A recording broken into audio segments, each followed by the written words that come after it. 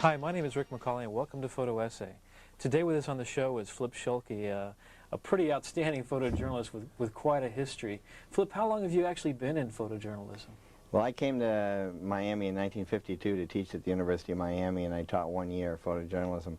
And I started freelancing as a magazine photographer in 53. 53. So it's 53, I don't know, 38 years, I think. So what you photographed then for magazines and newspapers is now history. Yeah, I used to be giving lectures in journalism schools about some of these pictures. Now it's journalism and history, because an awful lot of the subjects I covered from 63 right up to right now is history. Yeah. We started photographing the Berlin Wall in 28 years ago, and we're just finishing photographing it now because they tore it down. Yeah, you brought along quite a few slides with us. You've got everything starting with the civil rights movement that you were quite a chronicler of. Yeah. The photographs here. This is Mrs. Medgar Evers, who was one of the first, her husband was an NAACP leader in Mississippi, and he was one of the first people assassinated. And this was done for Life magazine. This is a policeman outside of Birmingham High School when George Wallace was trying to keep the high schools from being integrated. I was just intrigued that a policeman would put a picture of his child under a weapon that he might have to shoot somebody with. It was kind of a... Yeah. Now, at the time, magazines really weren't that interested in your work originally, huh? No, when I first started out, it wasn't that they weren't interested in my work. They weren't too interested in civil rights. Oh, okay. And they didn't cover the civil rights problems very much. Right. We had a hard time even convincing them to follow Martin Luther King. Luckily, Life had their bureau in Miami, and I had a contract, and they had to use me so many days a year. So to take up some slack, they let me go off and photograph King whenever I wanted to. And the majority of all, I have over 8,000 pictures involving civil rights. Maybe 200 or 300 were published during that period. Right. Hundreds more are published now. Yeah. So you started a whole archive of King photographs, including this one here. Yeah, we're doing this for the state of New York now. We're doing a database on Martin Luther King photographs. This is speaking in his church in Atlanta. Well, you've collected photographs, not only your own work, but also photographs by other journalists. Yeah, this project that we're doing for the state of New York is going to be on a database on laser discs, and we're getting about 1,000 pictures from each photographer, but it's a database. This is outside of Birmingham High School, and at that time they were trying to say that it was only communists and Jews that were behind race mixing. Wow. So, and this is King? This is a march on Washington. This is the exact end of the I Have a Dream speech. That's amazing. So you started with following King along and personally being involved. I became a personal friend of his very early in his career, and because I believed in nonviolence. And he was being called a communist all the time, and I'm very editorial in many of my photographs. I positioned myself so that flag couldn't be cut out of that photograph because I felt he was a great American, and I wanted to put the American flag along with him at the end of the Dream speech. When you first met him, what was your impression? I met him in Miami. He came down raising money for the Montgomery bus boycott, and I was just so intrigued. I was photographing him for Jet magazine, and I was so intrigued with the way he spoke that I went up and just said a few words to him, and he invited me to the minister's house, and that we spent the whole night talking. Wow. And I explained to him that with photography, you can't come after the fact, that if I didn't know about things before and get there, you can't photograph things after they happen. So he gave me his home phone number and he took mine, and it really worked through his whole life. He would call me or have people call me to tell me what they were planning so that I could be there when the action happened. I mean, obviously I missed a lot of things because I was on other assignments. Now, you started off working for Jet and Ebony magazine? Yeah, when I came down here and I started freelancing when I was teaching, Jet and Ebony had a difficulty with their photographers who came out of Chicago. Because every time they went into a small town, our cameras in those days were large 4x5s. Okay. Obviously professional equipment. They get out of a car in a small town, they were arrested instantly for stealing the cameras. And they weren't beaten or anything, but they'd be thrown in jail, and then Mr. Johnson, who owns Johnson, had to get them out of jail, and after a while the black photographers didn't want to come to the South. Wow. So I had worked in Minnesota, where I'm from, in college for Jet and Ebony, and he called me down here and said, would I be their undercover photographer? Right. And many of the stories we did weren't race stories. I mean, they were stories on football players, baseball training and everything. But I could go into the black community and nobody bothered me in the small towns. And of course the blacks, once they knew I was Jet and Ebony, it was the same as if I was black. Right. It was great. Was there ever any difficulty with that, getting access to things because you were?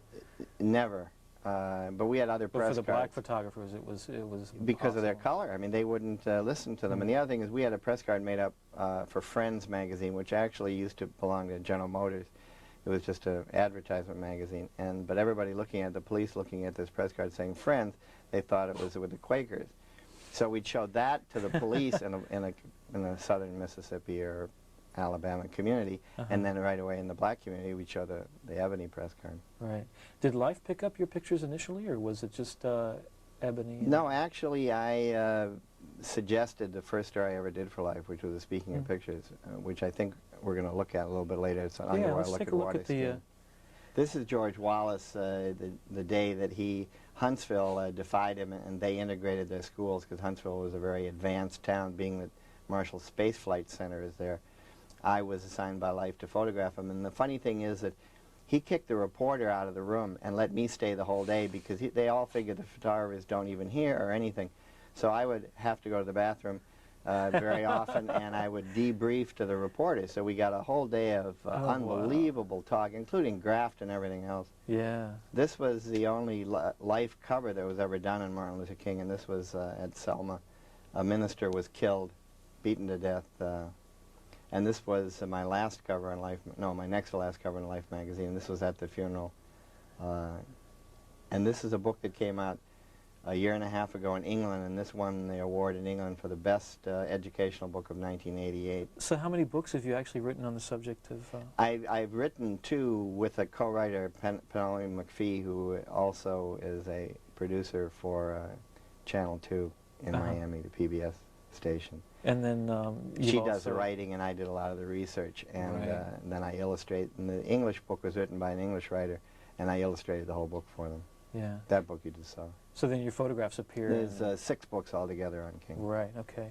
And we've got here Martin This is Luther the King. BBC made a book. They did a big documentary on King last year, and they did a book that you could buy, or they sent out in England to people who saw it in England. Wow. I don't know if this documentary has been seen in this country. Are all these recent occurrences, the publishing of the books? Yeah, what happened, well, in 1976 I did the first book. And we had to literally do that free because the publisher said it would never sell. It's still in print, and now it's 90. This book, Martin Luther King Jr., a documentary. The second book was done in '86, called King Remembered, and that one is also in print. I think the publisher was a little upset that we had done it totally free, and assigned me a second book. Right. This is the new book. And its Pocket Books did a soft cover, which is in print, and this is the. So you must. But have all these pictures have come up out of the. I'm sorry, come up out of the holiday. Once the holiday came in '86, I would say that almost half of my income is coming in from resale of pictures that involve civil rights. Wow. It's unbelievable. But when you actually were taking the photographs, how much publication was there of those? Very small. I had said I have over 8,000, and there was only a couple hundred. It's just that I really believed in Dr. King, and I felt that he would be a great historical figure. Yeah. The other person that really intrigued me and influenced my life was JFK, and this was at the Orange Bowl when he came to speak to the returned Pigs Bay prisoners after Fidel released the people who went in the Bay of Pigs. Right. And it was right before Christmas. He flew in he helicoptered in from Palm Beach, and he spoke to the. I guess the anniversary of that's coming up as well, too. Yeah. And you've got some. Now this is the death. I was in Dallas. I was not in the parade route because Life had many photographers there. Though, as you know, nobody got pictures except the one man who had an amateur 8mm movie camera. But I got into the building. This is the school book depository about an hour after he was shot. And myself and one other photographer got in. And that's the scene that where Oswald had laid the rifle on those books. This is Fidel Castro the night he took over in Havana. And this is a very famous picture. I got early to the place he was going to speak at night. They called it Camp Libertad now. It was Camp Columbia then. Because it was so jammed downtown that one of the soldiers said, let's go out to where he's going to end up. So I was right in front, and this farmer came with these doves and released them, and they land on his shoulder. And he speaks very violently, and that dove stayed on his shoulder. It wasn't trained. Everybody thinks it was. And this picture is, they got a hold of a print of it, and they've made it gigantic, and it's in the museum over in Havana. Wow, that's amazing. And this was 6 months later at the first July 26th celebration, which was the name of his movement. And that's when he first started talking very communist and very socialist communist. Now, I can't see at the top, but there's a The dove. top is Picasso's Peace Dove. So this kind of fits in with the other picture. But it's a very different picture. The first night he was a big hero. He's beginning to really become a straight dictator. So his image was totally changed. Totally different, and therefore the pictures have to be very carefully used, because that first picture has to be explained now, and that's how pictures don't always say the same thing depending on the time that they're published. Right. This is Muhammad Ali, at that time Cassius Clay, way before he was champion, right after he won the Rome Olympics. He trained at the Fifth Street Gym in Miami Beach with Angelo Dundee, Chris Dundee, Angelo Dundee's trainer. And Sports Illustrated and Life assigned me on the first stories on Cassius. Wow, that's great. So it was great. This is a story for National Geographic on the mountain people of North Carolina, Burnsville, North Carolina, and this was a jury trial, and I always say, I really wouldn't want to have a jury like that listening to my case. They look pretty stoic yeah, there, they look to say the pretty least. stoic. Yeah. Serious. This is the beginning. This is 6 months after the Berlin Wall was put up, and this is a street corner that I've been going back to. Now, this picture was taken in 1962, 6 months after it went up. Wow. And I've gone back and back to the same area, always looking from the west side east, and they built 3 different walls since I have started doing this. And I think the next picture... So you've recently gone back to see... This was taken just 3 weeks ago. From one of the windows in that previous building you were looking at, all the time I wondered, what is the view? With the wall in the far distance, the white wall, that's where I was standing on a scaffolding to photograph the other way. So I finally, after 28 years of photographing this, have been able to photograph what it looks like from the opposite side. Yeah. There's some incredible parallels, too. In doing this book, they put a lot of glass on the very first wall to keep people's, rip people's hands up were trying to get over the wall. And in going back 3 weeks ago, I got into, you'll see in the next picture.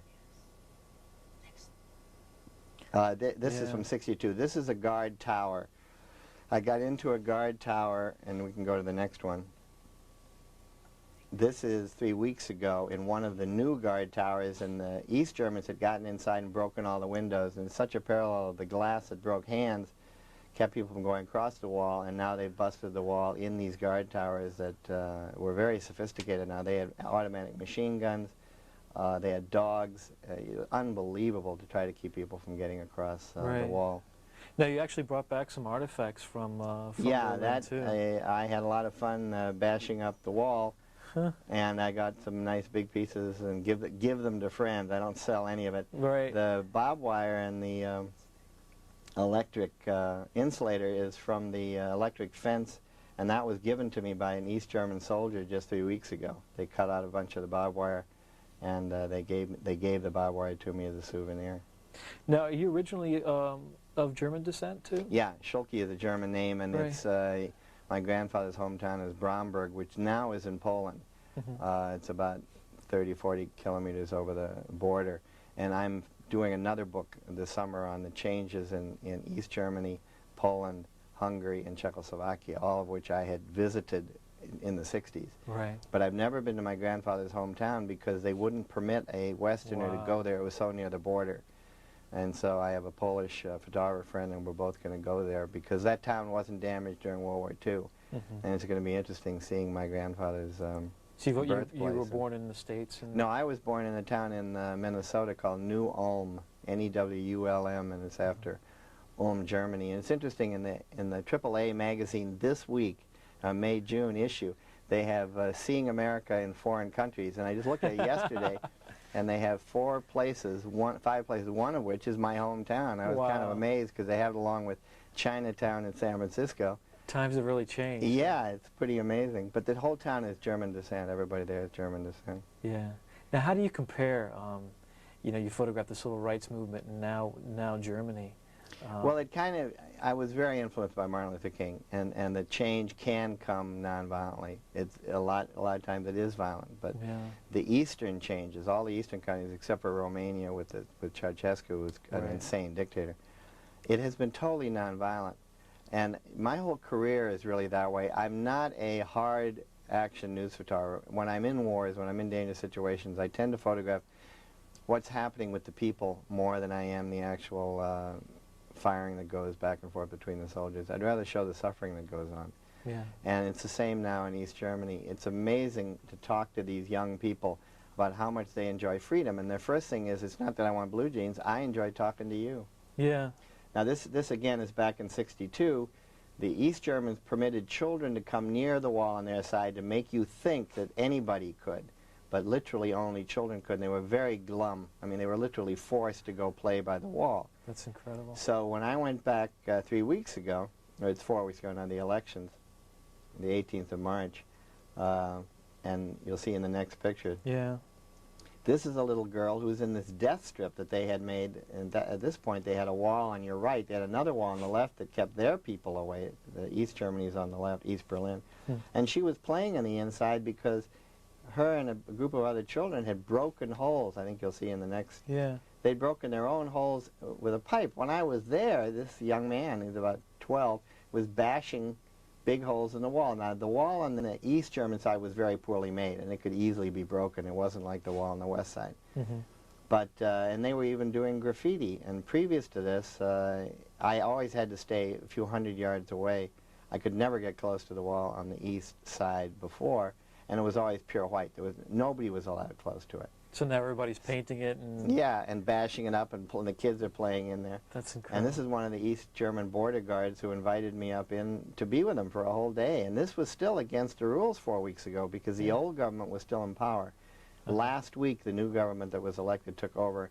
The wall will come down much faster. Actually, they weren't taking the wall down. They were taking down intersections, hundreds of streets, I mean dozens of streets. Right. But the main part of the wall was staying up, and you can see a hole here. This is right near Checkpoint Charlie, where all the Westerners have to go across. And they still were not permitting anybody except Germans to go across the other border points. Every Westerner had to go all the way around to Checkpoint Charlie. So he invited me up to do it. Yeah. This is from the Dominican Republic Revolution. I was down there, and this was the head of the government party that was the cover on time. This is one of the airplanes that photographed the missiles in Cuba during the missile that caused the missile crisis, the atomic missiles. Wow. First, the U-2 photographed that saw them, then they sent these low-level planes in. These were based out at Homestead, and I got, through life, got permission to photograph this. This was right after the crisis. But to show you how things were still in those days segregated, one of the pilots was black. Nobody paid any attention to him. There were only 5 pilots. So I called Ebony up and I said, you know, one of the pilots who photographed these was a black pilot. So they sent me back, and by this time he's back at his home base and somewhere in the South. We did a whole other story on this pilot because he had just as much to do with discovering the missiles as the other guys did. Right. And then you moved from all that into... all my career I've done underwater photography. When I moved to Miami, I loved diving, and I started scuba diving in '52. And this is a textbook on underwater photography that now is out of print, and I'm doing a new one. This is my first story for Life magazine, and it was called An Underwater Look. Shot from underwater at a skier, right? Yeah, it was an underwater look at water skiing because we were trying to find a new way to shoot water skiing, and that's hard to do with Cypress Garden. Yeah. Wow. This is the first time a killer whale was ever photographed in the open ocean. Wow. And I was convinced, the Geographic sent me without telling me it was a killer whale. They said an orca. In those days, I didn't know what an orca was. And the guy who first started diving convinced me that whales were just like porpoises, killer whales. And so I went in the water, and I had a special wide-angle lens that got it all in. Yeah. This was the first cover, my very first cover in life, and it was Hurricane Carla in Galveston. I used underwater camera equipment to do it, and then I became Life's hurricane expert, so I covered every single hurricane that happened all over North America and South America for the next 15 years. This is Bruce McCandless, who is going up, hopefully, the 23rd with the Space Telescope. He's an old friend of mine, and we did a lot on the backpack and the Space Telescope.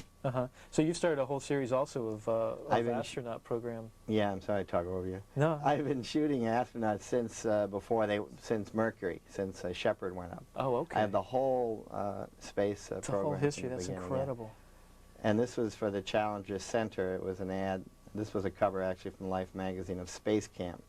Now you did some exploring also of inner space too. You were with the Tech Type program? Yeah, this was the government's first living under the sea project, and we lived for 2 weeks in an underwater habitat. There were 10 missions, and I was a mission leader of the 10th mission, and we were saturated, so you couldn't come up. You had to stay down for... So you documented inner space as well yeah, as we did an now hour, working with the outer space. We did an hour film documentary also that won a Golden Eagle. Wow, what was the name of that? Tech-Type 2, Man in the Sea. Okay. And then you've got here, when they're is practicing for outer space, they use the pools, is that how? Yeah, at Huntsville, this is at Houston, at Johnson Space Center. They have a huge pool, and the whole shuttle is in there except the front part. And there's no electronics, but everything mechanically is exactly the same. So they go underwater, and their suits are made to be exactly weightless. And they literally practice every single movement that they're going to do in space. Wow. How huge is this place? It must be... It originally was a centrifuge building, a big round building, and they don't use a centrifuge, so then they dug this deep pool. And it's big enough to carry the whole... The front part of the shuttle isn't in, but the whole payload is so they can practice all the walks and everything. Then we did a book 2 years ago for Crown Publishing called Your Future in Space, half of which was on astronaut training, and that's Bruce McCandless on the left with the backpack, probably the most published picture now of an astronaut. And on the right is a girl at Space Camp. And this is at Space Camp. I was in Russia doing the Russian cosmonauts and young cosmonauts 2 years ago, and they came to Space Camp, and they had a Russian-American co-mission with other young high school kids. So during the time when you started photography to the present day, I mean, the whole world has changed from, you know, of blacks not even being able to go into the same restrooms or drink the same water fountains, to now people going into outer space and the Berlin Wall coming down. What is all that? To witness this has been unbelievable, and I'm going to be 60 in June, and I work as crazy now as I did when I was 30. Yeah. I love being a photojournalist. It kind of drives people crazy, but you get to see everything in the world. And you know, it's like Cassius Clay. When we did him, they wouldn't serve him a hamburger on Flagler in a royal castle, literally, and they wouldn't let him try any clothes on in Burdines. And at least some of those things have changed. And the whole change in communism has just been unbelievable. It's so fast. I was in Czechoslovakia in '68 when the Russians came in. And that's the last time I've been in Czechoslovakia. So now I'm going back this summer, and I have been writing just little postcards to friends, only saying hi. And now I'm getting long typewritten letters, you know, telling me all about what's happened and saying, when are we going to see you there? That's wild. The freedom is just unbelievable. It's so hard to explain the joy everywhere from young people. Where we're lucky is they all study English. We're really lucky in that. And the East German border guards, half of these 18, 19, 20-year-olds could speak fluent English. Oh, so you could communicate with everybody? Oh, not everybody, well, but I mean out of 10 guys on the work detail in the border area that I was in, 6 of them could speak fluent English. Is there anything left of the separation? Can you yeah, that whole wall is there. And when I was there just 3 weeks ago, the old government was still, you could only go across border points. Okay. And they, like when those children were there, a Jeep came roaring up telling the kids to get out of there and bawling me out for being in. You're not supposed to be in that strip. But as soon as the Jeep went away, then all the kids went back in again. Nobody's in the guard towers. That young man was up there just taking equipment out. Basically, they're rolling up, they're cutting down all the barbed wire because it's stainless steel barbed wire. They're just trying to get everything they can. Yeah. A lot's being stolen. Like there was a light on top of one of the guard towers, and one day and the next day we're there and it's gone. And a guy on the west side told me he had taken it the night before and he'd gone through the fence and taken the light off the tower. Do you have any relatives still left in Germany? Or? No, the problem is my grandfather came at 18 years old, and after World War I, my whole family lost track of his family. But the name Schulke is it's very close in that area, so I really feel that when I get back there, I'll be able to find other Schulkes there. Schulke's living in Hamburg. You see, after World War II, the Polish kicked legitimately an awful lot of ethnic Germans out of, that used to be Pomerania, and it became part of Poland. And so there are still a lot of ethnic Germans living there, but they're Polish, you know, nationalistically. Did your work start out to try to you know, explore the sense of lack of freedoms? And I mean, did you intentionally set out on that sort of course, or was that shaped by No, history? I did really because I went to a very liberal college in Minnesota, and I was a classmate of Walter Mondale, called McAllister College. It was a very liberal college, and that's how I got involved in civil rights. Right. And my political science professor just said communism is a system that absolutely won't work economically, and eventually it'll fail. That human beings want freedom, and I really learned that at university. And when I came to the South and saw the black problem first, and then when I went to Europe and saw this whole communist Western problem, I've never been an arch conservative at all, because I felt the system would fail. Right. Economically, it just doesn't work. Right. And if we didn't have an atomic war, which we didn't, you just had to wait till they collapsed. And even in China, I think the same thing will happen. Yeah. Now, it's very emotional, too, time for you, when Martin Luther King and Kennedy and all that was happening. Did that make it difficult for you to go back into? No, at the time it was very difficult. I had covered so many assassinations, and the last... Because you were very close to all this, too. Yeah, and the last one, I was in Washington at Bobby's funeral, Robert Kennedy's funeral, and he had been at the funeral and in Coretta's house. And I was so depressed that I literally started working mostly for the National Geographic for 4 or 5 years, just doing underwater photography and traveling. I just couldn't do... And that summer I was in Czechoslovakia when the Russians came in, and it was just unbelievably depressing. But then I got back into it after the Black Power problems, and that didn't work, and King always said it wouldn't work. Right. I got back into, after about 10 years, this whole area, and now I see a great correlation between what King did here and what happened in these Eastern countries. The interesting thing is our press doesn't report it very much, but in Europe, in Germany, and in France and those countries, in England, and East Germany, they were studying the work of Martin Luther King. They were singing all of his songs in English, and he's brought up all the time. And I was wearing a T-shirt. I purposely wore a sweatshirt on this trip that had Dr. King's face against the American flag. It was given out in Florida and Miami at the last holiday. Right. Every soldier would come up and remark about how they admired Dr. King, and that nonviolence was the way to make change. Right. Well, Flip, thank you very much for being with us today. And from Photo Essay, thank you for watching. Good night.